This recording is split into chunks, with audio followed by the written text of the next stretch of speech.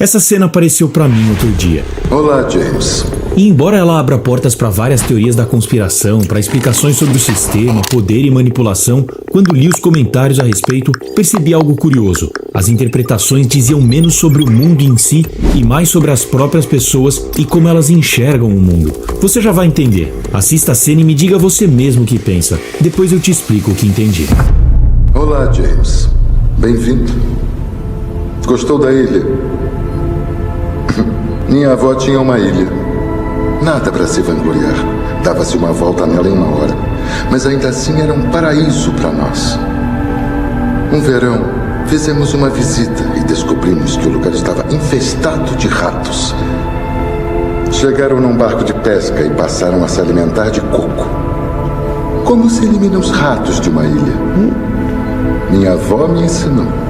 Enterramos um barril e deixamos ele aberto. Depois colocamos um coco como isca. Aí os ratos vão em busca do coco e põe. Eles caem no barril.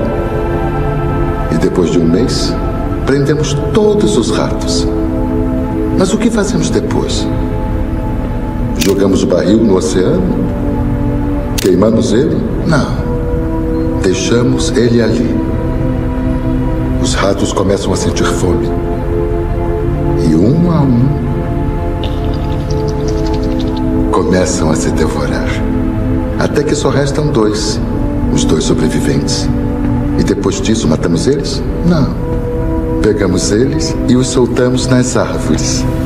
Mas agora eles não comem mais coco. Agora eles só comem rato. Mudamos a natureza deles. Interessante, né?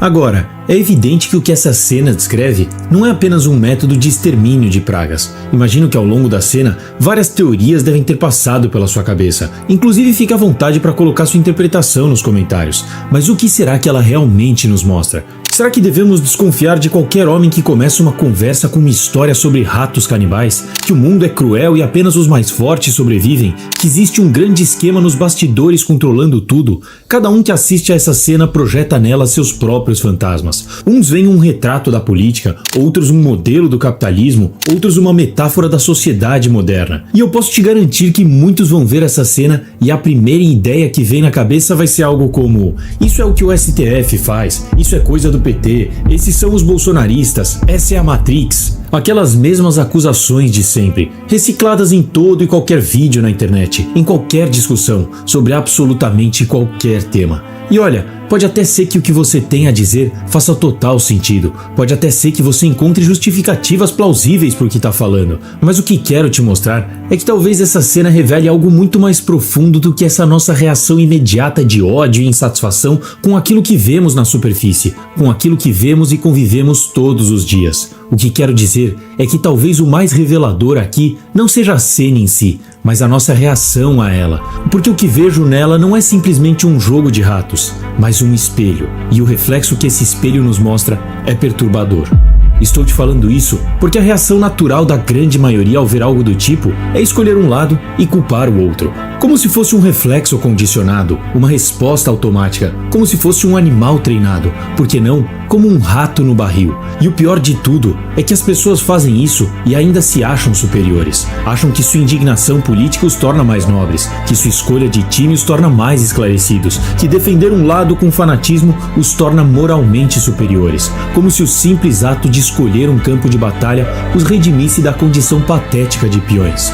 Mas vamos dar um passo atrás e pensar. Qual é a ideia de quem colocou os ratos no barril? Não é apenas confiná-los, é dividi-los, criar um conflito entre eles, fazer com que a guerra, que antes era externa, se torne interna, de modo que no final nem seja mais necessário controlá-los, eles mesmos se encarregam disso. Esse é o poder invisível, o controle mais eficiente de todos, aquele que se infiltra dentro da mente dos controlados. E será que isso que estou descrevendo não resume a história da humanidade? Um sistema que precisa de tempos em tempos fazer pequenas correções, realinhar peças, reajustar algumas engrenagens, uma crise aqui, um colapso econômico ali, uma guerra para reconfigurar o tabuleiro. Mas no final, o verdadeiro triunfo do poder não está nessas intervenções ocasionais. Está no fato de que, uma vez moldadas, as próprias peças do jogo sustentam a sua existência. Isso é, os peões já foram treinados para manter o sistema funcionando sem nem perceberem que o fazem.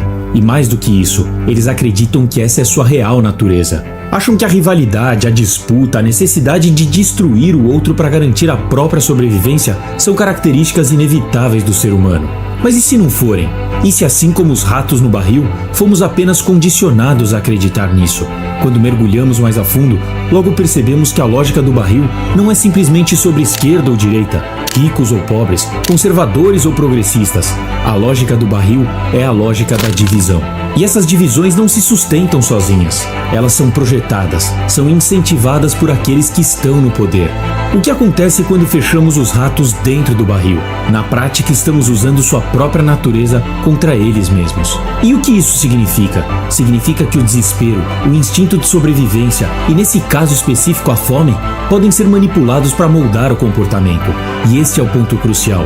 Não importa o que você deseje. Se eu controlar o ambiente, eu controlo como você sacia esse desejo. Os ratos querem sobreviver, mas dentro do barril há apenas uma forma de fazer isso: devorando uns aos outros. E o sistema não aparece como uma forma de te impedir de ter fome. Ele está aí para garantir que a única forma de saciá-la seja do jeito que ele quer. E enquanto estamos ocupados correndo atrás de migalhas, brigando por ideologias e atacando uns aos outros, o verdadeiro jogo continua. Imagine se os ratos se unissem. Eles voltariam a se multiplicar, voltariam a se espalhar, voltariam a ser um problema. Mas enquanto eles estiverem ocupados se destruindo, não existe nenhuma ameaça ao poder naquela ilha. Já dizia Maquiavel: quer se manter no poder? Divida quem te dá o poder. É assim que os grandes estrategistas controlam sociedades. Eles não precisam reprimir revoltas ou esmagar opositores com força bruta. Basta garantir que as massas nunca encontrem um inimigo comum. Enquanto a sociedade está ocupada brigando entre si, enquanto cada um está convencido de que o outro lado é o verdadeiro problema, enquanto os ratos continuam devorando uns aos outros, o jogo de poder continua. Agora olha ao seu redor. Quantas coisas nos dividem: política, classes sociais, religiões, ideologias e até mesmo futebol. Perceba como o outro é visto como inimigo, não como alguém com outra visão de mundo, mas como uma ameaça que precisa ser combatida. Não importa o quão parecidas sejam as nossas vidas, se estivermos em lados opostos, nos odiamos automaticamente. Porque a humanidade ama pensar em extremos. Certo ou errado, preto ou branco, esquerda ou direita, estamos programados para escolher um lado, definir um inimigo e acreditar que estamos certos. E quando eu falo de programação, isso pode parecer algo raso e simples de se livrar, mas acredite, não é. Bem provável que após analisar essa história dos ratos, alguns possam pensar: mas peraí, o que diferencia a espécie humana dos outros animais é a nossa racionalidade. Nós temos a razão, os ratos não. Por isso eles agem de forma estúpida, sem nem pensar que foram programados para isso. Nós não somos assim. Agora, será que somos realmente tão racionais quanto gostamos de acreditar? Essa crença na superioridade da razão humana é talvez a ilusão mais conveniente de todas. Nietzsche já desmascarava essa falácia há muito tempo. Ele acreditava que o homem não age com base na razão. Ele age movido por impulsos profundos, desejos inconscientes, forças que ele mesmo não compreende. A razão não é a engrenagem que move nossas decisões. Ela é apenas a desculpa que damos para nossas escolhas depois que já as fizemos. Quer um exemplo? Pegue qualquer decisão importante da sua vida. Escolher uma profissão, um parceiro, uma ideologia. Você acha que escolheu tudo isso racionalmente? Que analisou friamente cada variável e chegou à melhor conclusão possível? Nietzsche dizia que isso é uma ilusão conveniente. As nossas decisões não são guiadas pela razão. Elas são guiadas por desejos, impulsos e necessidades que muitas vezes nem sabemos de onde vêm. Na verdade, cada escolha que você faz é o resultado de uma batalha silenciosa entre esses desejos. Pense na decisão de permanecer fiel a um relacionamento. Você pode acreditar que escolhe não trair por princípios, por valores, por amor. Mas Nietzsche dizia que se olharmos mais fundo, perceberemos que não foi a razão que decidiu por você. Foi o desejo mais forte que venceu. Talvez o desejo de manter a estabilidade e evitar a culpa tenha sido maior que o desejo momentâneo da traição. Talvez o medo da perda tenha superado o impulso da aventura. Ou talvez simplesmente a oportunidade não tenha surgido. O que quer que tenha acontecido não foi um cálculo racional, foi um conflito de forças dentro de você. E a razão, ela veio depois, para te contar uma história bonita, uma história na qual você se convence de que sempre soube o que estava fazendo, uma história que te convence que foi você quem decidiu. Mas foi você mesmo? Oscar Wilde dizia que as emoções do homem são despertadas mais rapidamente que sua inteligência. É bem mais fácil sensibilizar-se com a dor do que com a ideia. Tudo me leva a crer que, em algum nível, Nietzsche e Wilde tinham razão. Afinal, é exatamente assim que somos manipulados. O barril em que estamos presos não precisa ser de aço. Pode ser feito de medo, de indignação, de revolta, porque a verdade é que não pensamos, nós reagimos. Alguém aciona um gatilho emocional e você responde. Alguém te ameaça com miséria e você trabalha feito um condenado. Alguém te diz que seu grupo está sob ataque e você revida. Alguém aponta um inimigo e você, sem hesitar, o transforma no centro da sua raiva. Isso é racionalidade? Ou isso é exatamente o que os ratos fazem no barril? Os ratos reagem à fome, e a fome os levou a se devorarem.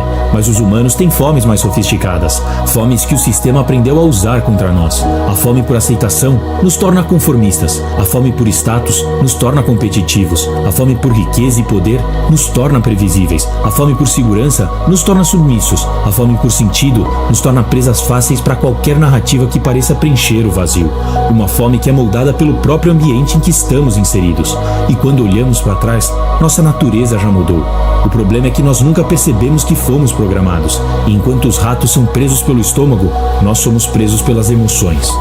Eis que surge a questão. Se os ratos se alimentavam de cocos, mas o barril os condicionou, fazendo eles esquecerem do que eram antes, e quando finalmente são soltos, já nem se lembram mais dos cocos? E nós? O que eram os nossos cocos? O que nos nutria antes de sermos jogados nesse barril? O que éramos antes de começar a nos devorar? Será que um dia vamos lembrar?